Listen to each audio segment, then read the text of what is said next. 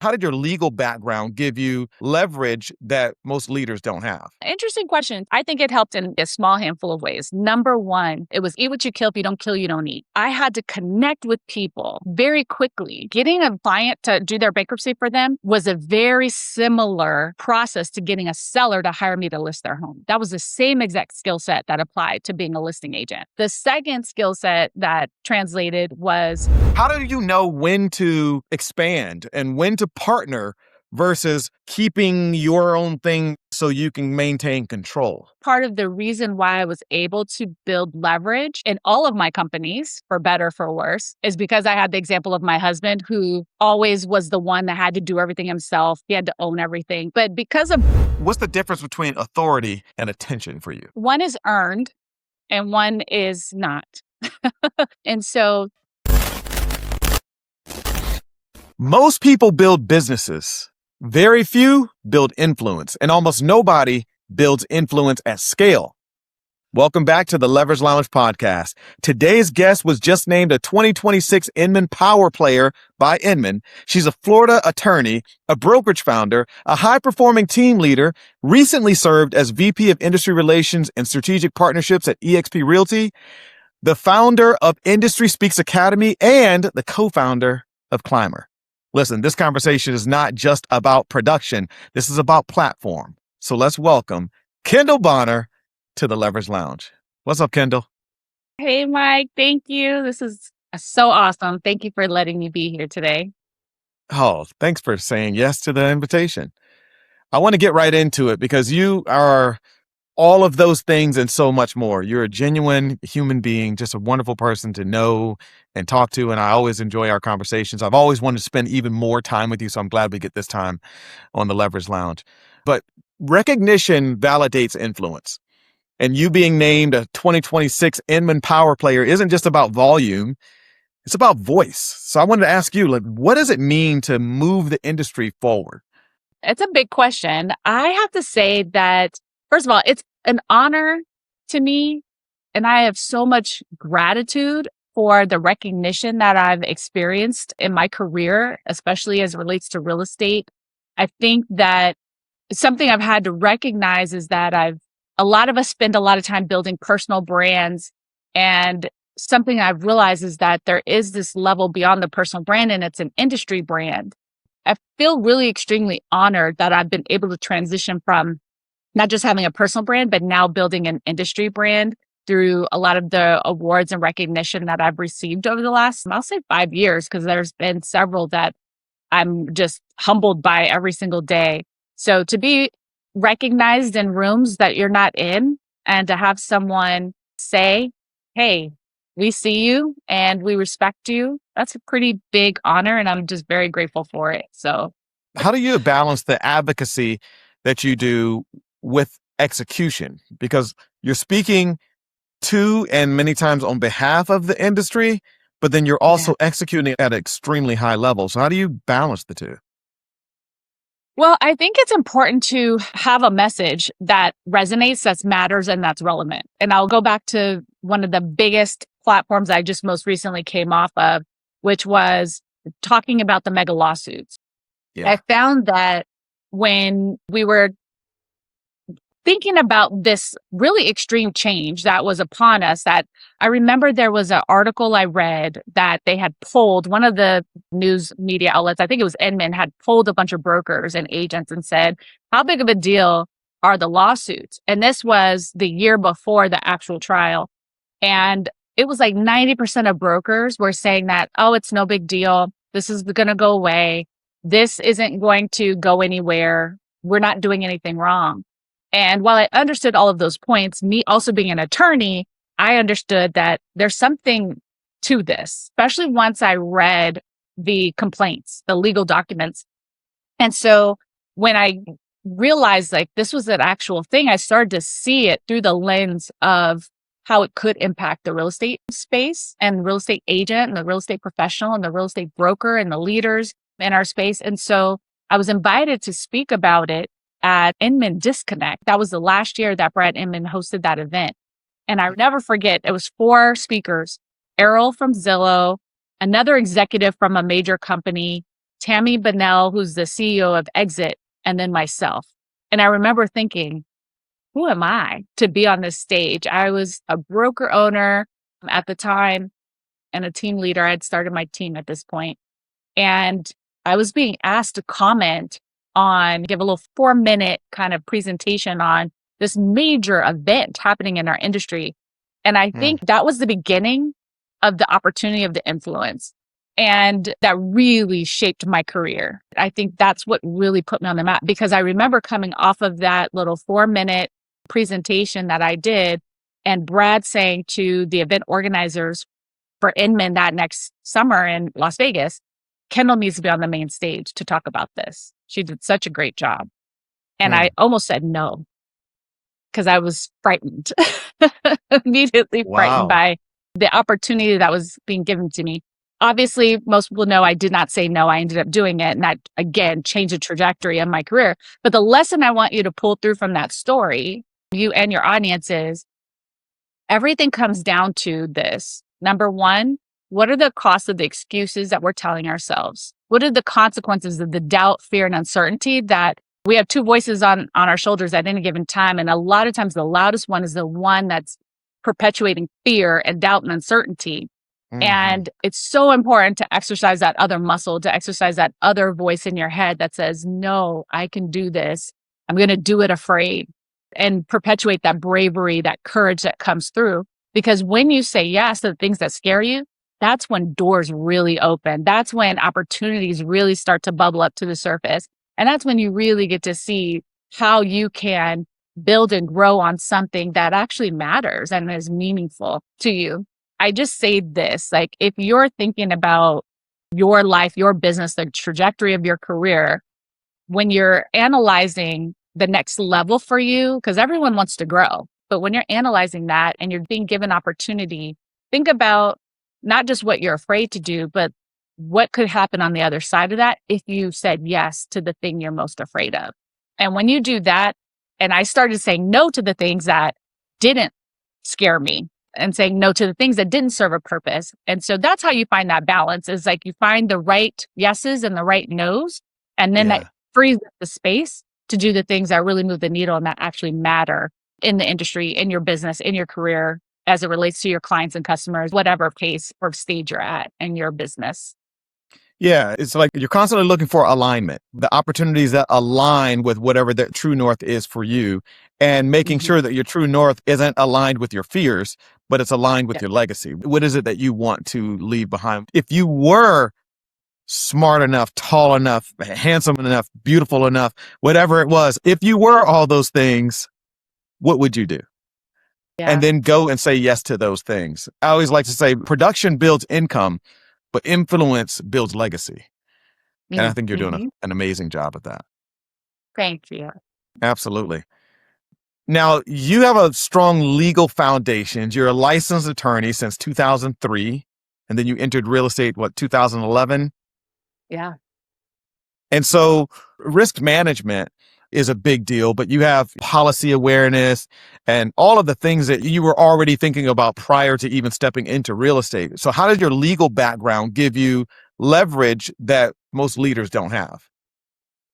Interesting question. So I would say this. Let me tell you how I really think my legal background influenced my real estate career. I think it Okay. helped in probably a small handful of ways. Number one, right before I got into real estate, I was actually in my own law firm with my husband. So my legal career started, I did jury trials. I was a criminal defense attorney. That's how I got my first job out of law school. I was a public defender. So I actually did voir dire, cross-examine witnesses, do opening and closing statements. I used to do all of that. I did depositions, I did mediations, I did it all in my legal career. I performed in state court, and I also did bankruptcy, which occurs in federal court. I'd done all these different things, and I was good at law. I enjoyed it kind of, but I never wanted to be a lawyer. So my mom was a doctor. I used to want to be a teacher. My mom said, JD, MD, PhD, pick one. So I picked JD, met my husband in law school, and then that's how my career began. But at the time of getting my real estate license, a couple of things had happened that motivated me to do this, including my mother getting sick and me realizing hey, life is short. Yeah. Do what you want to do. What are you waiting for? Take opportunities as they come to you. But doing bankruptcy at the time, I had learned how to do an appointment with a stranger and had to get them to decide that they knew me, liked me, and trusted me in 1 hour. Because that's how bankruptcy went. It was a fast moving pace. It was eat what you kill. If you don't kill, you don't eat. That's Mm. what having our own business was like. And so it taught me that I had to connect with people very quickly and authentically. And because I wanted them to trust me, because at the end of that meeting, I needed them to sign a check, not a credit card, because bankruptcy, we couldn't do credit cards. They had to give me their cash, which, when you're in a So true. dire financial situation, every dollar matters. It's a sensitive time. So where it taught me from that perspective was getting a client to do their bankruptcy for them was a very similar process to getting a seller to hire me to list their home. Literally, it was a transferable skill. I was like, this skill, like how I spend this 1 hour, what I say to them, the types of questions I ask, how I bring them into this journey with me to the point where they don't want to work with anybody else. That was the same exact skill set that applied to being a listing agent. Same skill set. In fact, my That's good. first transaction as a realtor was a listing. My first closing was a listing. I didn't know how to work with buyers probably for about a year and a half until after being a real estate agent. And I used to carry like 10, 20 listings at a time back then. I got in 2011, was a short sale market. So that was one absolute skill I trace back to my time as a lawyer that benefited me as a real estate professional. The second skill set that translated was contracts and negotiation. I was very good at that. I controlled the show. I probably had a lot of realtors mad at me at the end of the transaction because they don't read. And Oh, I would have you were one of addenda. those. I had a 1-page addendum because we were doing short sales. So I was listing short sales. So you would get a lot of like scraggly buyers and buyers agents out there. And so I was doing what I could because if I had my seller committed, I need that buyer to be committed too. Like I had built in a 2-deposit addendum. So a buyer would have to put a deposit in the beginning and then again at approval. And then we would go to close because there's a lot of work being done on the seller side. In fact, I was doing a lot of that work. So I wanted to make sure my buyers weren't going to walk away for any reason once I would get all that work done. Real estate professionals, read. Don't assume that you know Reading what's is going on. fundamental. Yes. Yeah, reading is a superpower, is what we used to say. And so, like, it helped me with negotiations and with contract writing and things of that nature. And I would say, like, if I had to say a third thing that being a lawyer brought to the table for me that really impacted my real estate career, it was my ability to translate what was happening in the legal space and speak real estate. So I was able to translate, hey, this is a complicated topic. Let me, through story and metaphor and examples, help my real estate friends who don't speak legalese to understand what's actually happening. And that had a huge impact when I was doing a lot of the talks that I did around what happened before and after the NAR settlement, how this actually impacts real estate professionals, how we can actually make change and break it down for them. I had so many brokers, both with my company and outside of my company, thank me because I was able to take something very complex and make it digestible. And I absolutely attribute that to my legal career, being able to help me do that. That's so good. I always get approached by people who are thinking about getting their real estate licenses, and some of them are good, dear friends. And I have one right now. She's getting a real estate license. She's a teacher. She's been a teacher for many, many, many years. And she's like, all right, we're done with the whole teaching thing, right? It's time to do something different. She's coming into real estate. And I told her that many times teachers make some of the best real estate agents. And the reason why is because exactly what you just said. Two things. One, they understand reading as a superpower. But secondly, most importantly, is that they're able to take complex topics and break it down into a simple format that people can understand. They understand the importance of gaining trust in a very short amount of time. Like all of these same things that you as an attorney had to do, even teachers have to do the same thing. And so there's transferable skills that we're able to leverage from what we've done before that we can bring into real estate and truly be a top producer, a leader, and leave legacy in the process. You started in real estate in 2011. But by 2014, you were founding a RE/MAX office. Wow. In 3 years, you were starting your own brokerage. You scaled it up to more than 60 agents, $200 million in closings. And then you merged to even expand your real estate empire, really. So, like, how do you know when to expand and when to partner versus keeping your own thing so you can maintain control? Great question. And I'll say this to people, because when you talk to myself versus my husband on these things, I feel like we're the perfect example of like the two different approaches you could take. Okay. And I think part of the reason why I was able to build leverage in all of my companies, for better, for worse, is because I had the example of my husband who always was the one that had to do everything himself. He had to own everything. I watched him do that from the beginning. He's finally now 20 years later learning to expand and like peel off and like let other people have the wheel per se. I learned very early on, honestly, even in my frustrations with being a business partner with him, of the power of leverage. So my approach to leverage and scale was intentional. That's number one. It's like you have to decide that leverage and scalability is something that you want in your business and that you want for yourself. So how does this show up? For example, when I started my Remax at the time, I made investments knowing that I'm not looking for the cheap route in order to just get it done today. I was like, I need a tool that's going to scale with me because I'm not going to stay this small forever. Right. What if I have 50 agents? What if I have 100 agents? Do I have the right tools today with one agent, myself, that I will need when I have 50 agents or 100 agents?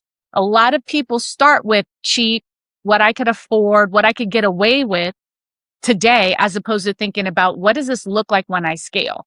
Because if you don't approach it that way, by the time it comes to scale, you're so deeply stuck in what you're doing and how you do it, and it's not built to scale, that it almost feels overwhelming and it becomes a barrier and a friction to your next level of growth into scalability. So that would be Yeah. my first piece of advice, is like you have to plan to scale before you get there. You have to plan for leverage before you get there. The second thing that I think that I learned quickly and that I did was when I was scaling, I was not afraid to hire staff. And I was not afraid to let them own and empower them to own decisions. That's another important piece of leverage and scalability. You can't own everything and every decision. If you box yourself into that, you will never be able to leverage or scale the way you intend to or where you ultimately will want to go, because you've made yourself the bottleneck. You've made yourself the friction point because everything has to run through you. And I remember even when I was hiring staff, I used to say to my staff, and this was something I had to learn about myself too, the type of leader and manager I was. All these stories for me, I'm like, oh, me and my husband, because we're opposites when it comes to this stuff. My husband's the type of leader who's going to say, here's how you do it. Here's a step-by-step SOP and let me help you, and call me if you have questions, right? And I'll walk you through, I'll show you how to do it. Here it is. Here's what you need. I was not that person back then. I'm a little better today, but back then I was like, here, go figure it out. Go write it up. If I don't like it, I'll give you feedback. But I was like, hey, because you might come up with a better way to do it than I will Right. do it. So I don't want to limit you. Like that was my rationale. And I still believe in that kind of rationale. But the beauty of that, it has to be done with the right person. Because I remember I had staff who wanted the Bill version. And then I had Yes. people who wanted my version. So you have to also know who you're hiring. And once I became aware of that distinction, when I would hire people, I would tell them, there's two styles here. I'm this style. Will that bother you? Because if it bothers you, then I have to have you be led over here by someone like my husband who will give you what you need. Because I want people to thrive while working with Right. me, right? Like I want them to succeed and be successful and happy. So that's another thing. It's like you've got to know your style. You have to know how other people style. And you have to be able to give people the freedom and the empowerment to also be leaders. I like to say I'm a leader who builds leaders. Like I know a lot of women. In fact, I'll tell them, I'll laugh. It's like, you don't want to mess with me. You don't want to play with me because I'm going to have you dreaming bigger than you ever dreamt before. Because Yeah. that's excited I get about watching Yeah. other people win. So I see I'm like, more in you than you see in yourself. yeah. And you don't want to mess with me with that. I'm going to encourage you to do better and be bigger than you've ever thought of, even for yourself. Love You're going to that. be your biggest fan. So it's also just understanding that in order to, again, to create leverage, it's important that you find people and you empower them to scale up and to make bold decisions and to be a part of the leadership in your organization. I also just think it's important to be open, honest, and courageous to fail and to make mistakes. Like, for example, I started my brokerage of one. We grew it up to a very great number. Like, I was very proud of what we did. There's more we could have done. I feel like I hit my wall though. And when I hit that wall, because I expanded, I had 3 offices that I expanded into, and over time realized like this was not a good idea. So I was able to strategically compact down, but I had to own the fact that that was a mistake to grow to 3 offices. And my ego wanted 3 because I had this whole Yeah. vision. But then I had to acknowledge, like, hey, Kendall, that's your ego. You don't need 3 offices. Let's get back to what works. And so I had to contract back down. I also realized some mistakes that I had made in terms of like I got burned out and I was so reliant on my brokerage, my one office or my office of agents. We had a hurricane. I don't know if those of you guys that remember, if you're from Florida, we called her Armageddon. Yes. Remember Hurricane Yes. Irma? Irma caused me so much financial grief. My brokerage had 1 closing that entire month. My overhead at that time was over $50,000 a month. So whether my brokerage had closings or not, I was writing checks. And so there was a lot of pressure there. And so then I realized a mistake I was making was I'm reliant on a single source of income. I need to diversify my income streams. So it's like recognizing the mistakes and the bottlenecks and the ego. And the day you become aware of those things and own them, and instead of resisting them and being fractured by them, grow from them, be grateful for them, and say, okay, I'm glad I learned this lesson today so that I can move differently going forward. One of the biggest lessons and wisdoms my mom ever gave me is she said, you don't have to make the mistake to learn the lesson. And that has been a powerful, powerful move for me, because that was like, for me, what I even saw. Again, I'm picking on my husband. I don't mean to, because he's a great leader. We love you, But Bill.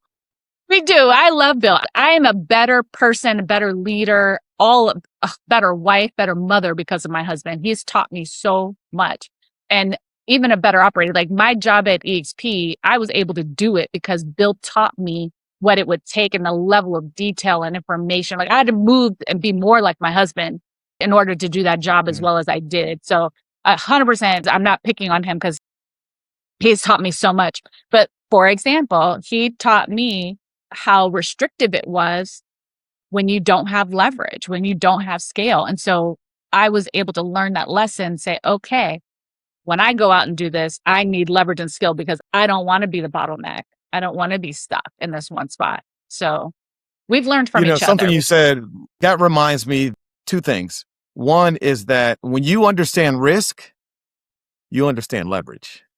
Yes. Like when you understand how bad it can get, like you mentioned, a simple weather storm can create a firestorm in your life.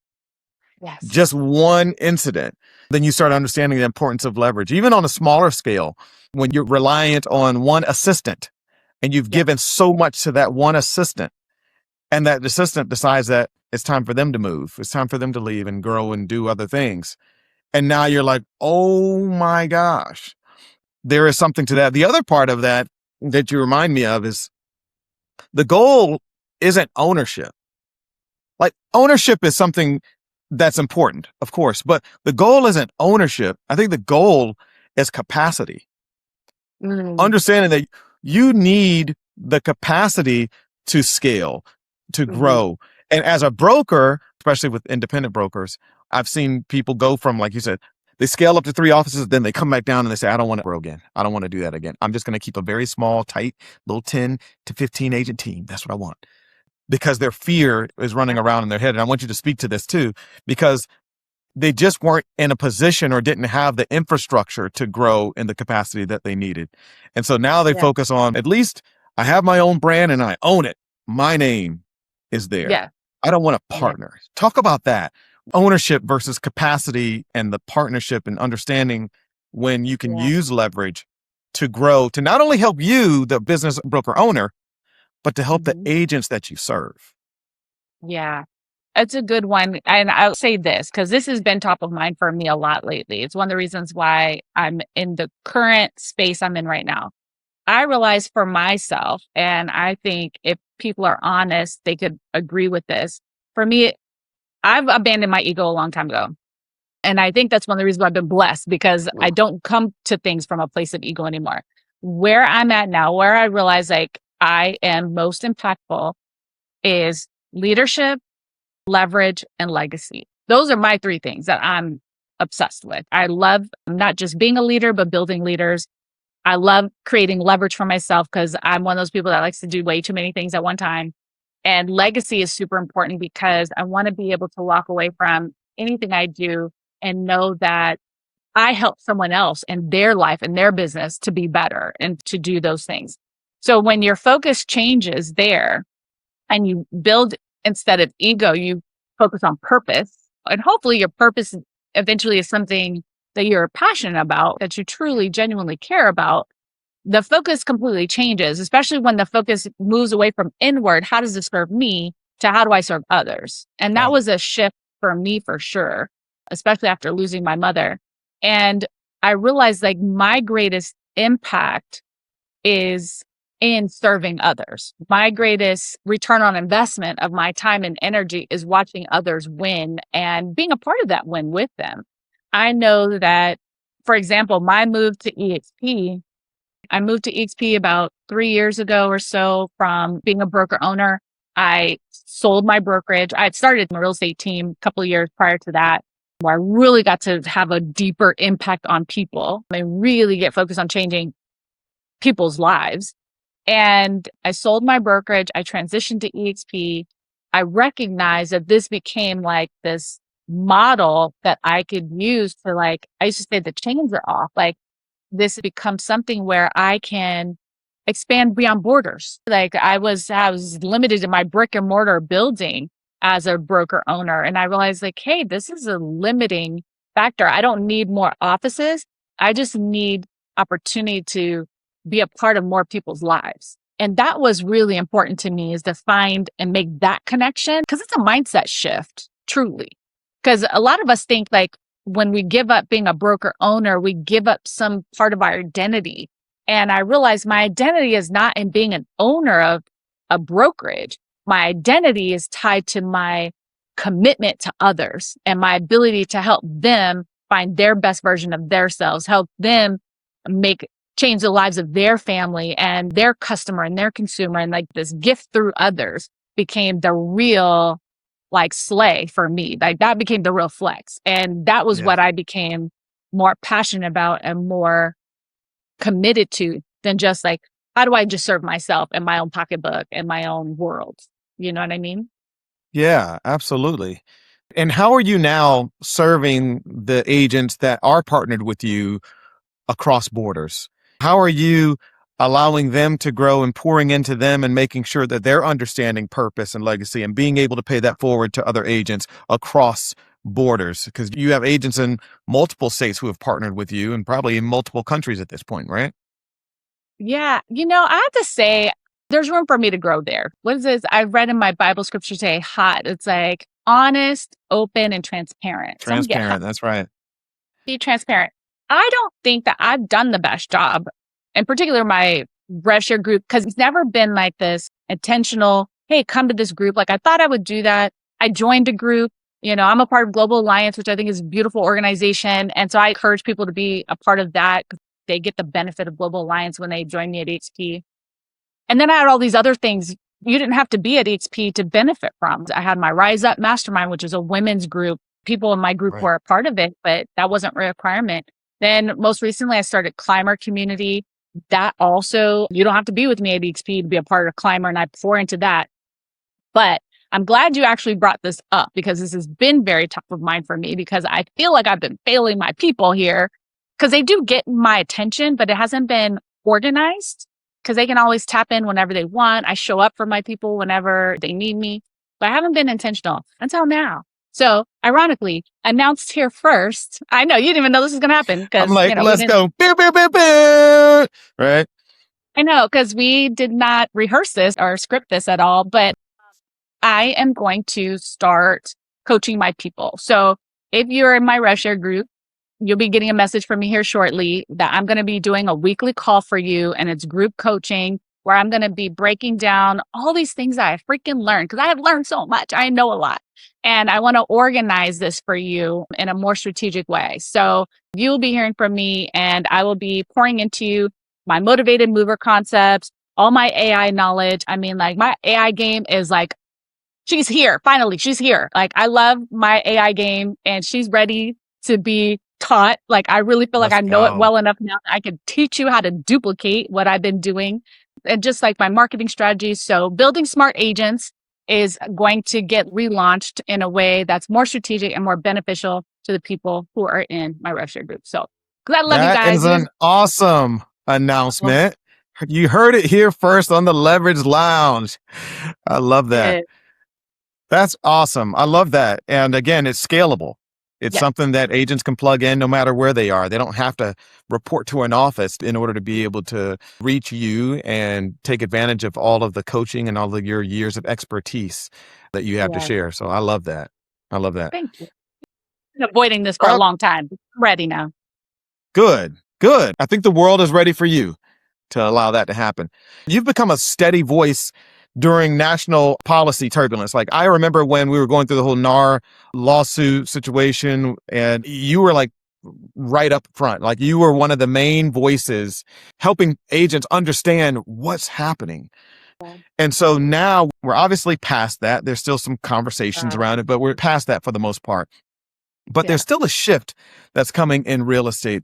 As you look around the corner, what are you seeing in real estate? What should agents, team leaders, broker owners, what should we be looking at that may not be as noisy right now, but is starting to gain some steam? Telling you, Mike, you asked the perfect questions for me because these things are top of mind. And like I said, we didn't even script this. So I love this. No. And I know what you were going to ask me. So this is perfect. This is spirit led. Yes. That's why. That's right. Amen. Funny enough, I just came back from Inman last week and they were asking me, I got asked by Inman and others, like, hey, what's hot right now? What are your top takeaways from this event and things of that nature? And I said, it's not really what we're talking about. That's top of mind for me. It's what we're not talking about. For example, what they are talking about are things like the role of MLS, the consolidation of brokerages, Zillow and lawsuits. And I'm like, those are all so inwardly focused on our industry. And really at the end of the day are temporary, and just movement is movement. It's going to happen. So it's really to me like less relevant than the next piece that I want to go into. And I said, we've got to stop being so inwardly focused because NAR mega lawsuit did that to us, turned us completely inward. And it has obsessively distracted us for the last couple of years. While on the other side of this, there's something happening outwardly that we really need to start paying attention to. And that is affordability and the inventory of homes. We have some real issues when it comes to what's happening in the industry as it relates to our clients and our customers and their ability to have one of Maslow's hierarchy of needs, housing. Because what's happening is not only are housing prices deeply unaffordable for a lot of our consumers out there, but guess what that does to rents? Rents are going up. We don't want people to be homeless because income levels are not increasing at the same rate. At the same time, we have AI. Companies are spending billions of dollars on AI and efficiencies and technologies to help reduce workforce. Like a lot of that is meant to reduce some workforce, while also we have people who need to upskill in their AI use, upskill in their knowledge of how to create and leverage these tools. And so there's a lot going on here. Not to mention, there's so many inefficiencies that we do have in our system. For example, permitting, things like that that are happening on a national scale, but are very micro oriented. If you're a builder right now trying to build homes, you have to know the permit rules for Pasco versus Hillsborough County versus ABC County and XYZ County. Like that is not easy for these builders to navigate. It doesn't like streamline this process for them. It just creates more friction. Imagine if we were leveraging AI to streamline some of these inefficiencies that we have in terms of systems and processes, so that way our builders could build more houses faster. The other thing too is that we have robots printing houses right now. How Yeah. stinking cool is that? And how efficient is that? Why aren't we talking about that? Why aren't we offering government land instead of offering it to commercial structures or some of the other things? Like, let's dedicate it to streamlined housing that we can put more people in, because our world is continuing to grow. Families are still continuing to grow. We are also trying to live longer. So don't Yeah. think that having fewer deaths, like that's somehow a good thing for population. That is going to disrupt population, i.e., creating a greater need for housing. I just mentioned 10 things right there that are all very distinct. And I know we don't have time to get into them in detail today, but that's kind of where I'm at right now. It's like, why aren't we talking about that stuff? Why aren't we talking about Right. affordability? Why aren't we talking about streamlining how we can help our builders build more houses and in more locations? Why aren't we talking about how we can level out, turn our home renters into home owners? I'll never forget when I was doing short sales back in the early 2009 to 2015, when short sales were really popular. We had a lot of homes purchased by private equity or just very different ventures. They were supposed to hold that housing for 5 to 7 years and then re-release it back into the marketplace. Guess what? I don't ever remember that happening. I don't think that Nope. ever happened. They're still owning those houses. How do we get Yep. them to unlock and release that housing inventory so that more people can have housing and shelter? So things of that nature, like home ownership, because that is the only path to wealth on the planet, is through real estate. There's not a single billionaire on this planet who doesn't own real estate. That's So right.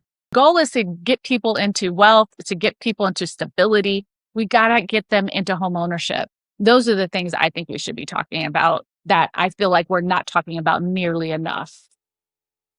You have a platform as we're talking about speaking and what should be spoken about. You just recently launched the Industry Speaks Academy with a mission Yes. of training experienced real estate professionals to become credible, prepared, trusted speakers, and maybe even Yes. speaking on stuff like this. Because Yeah. you said the core philosophy is that speaking is a responsibility, not a spotlight. Agreed. So let's talk about what this is going to allow or even create for our industry.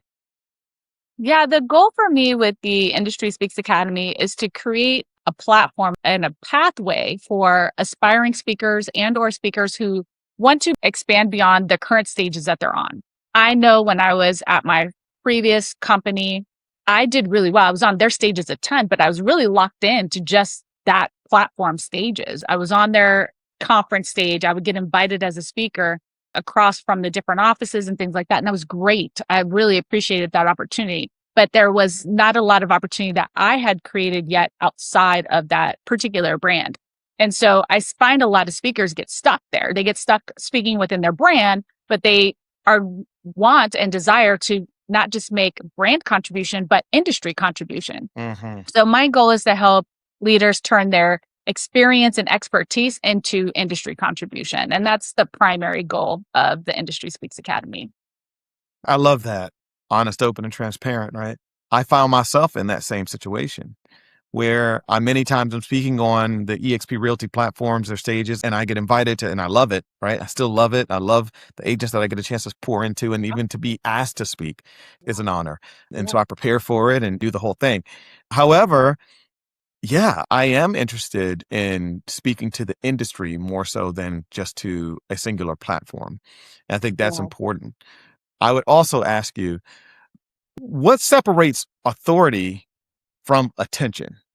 Because there are some Well, people who want to simply be on stage and gain the attention. Maybe it comes with responsibility, but what's the difference between authority and attention for you? yeah. So one is earned and one is not. One might be purchased. I feel like you earn it through what I refer to as the three credibilities. So the first credibility is you've got to have street cred. That's your expertise. That's your experience. You have to have that. The second credibility that earns you the right on stage is performance credibility. Then knowing that you understand the assignment of the room, because speaking to one audience can be a very different speaking engagement than speaking to another audience. And understanding the platform, the format, things of that nature are all super important. And then the third is the referral credibility, meaning you have the proper signals and people know that they're willing to recommend you onto stage. So authority will allow you to like accumulate the proper credibilities that get you those additional stage opportunities, as opposed to just trying to garnish attention is great. Like it works in the platforms that it works on, especially like social media and things of that Yeah. nature, but that doesn't always translate into stage performance. So if there's anybody that wants to find out more about the Industry Speaks Academy, or if there's anybody who wants to know anything more about maybe joining your real estate sales team, just connecting with you, what's the best way that they can do that? I would say the very first place to stop is Instagram. Connect with Kendall. You can shoot me a DM and let me know what is your need, how I can support you, and I will point you in the right direction. It would be an honor to be able to connect with any and every one of you. Even if you don't feel you need anything, you just want to be connected and want proximity, I'm happy to serve any way that I can. So thank you so much. Absolutely. Thank you for being on the Leverage Lounge today. Remember, leverage isn't about doing more. It's about positioning yourself where your impact multiplies. And the question isn't whether or not you can produce. The question is whether you're preparing for that influence. This is the Leverage Lounge. I'm Mike Collier. What will define the next era of your real estate career? We'll see you next time. Take care.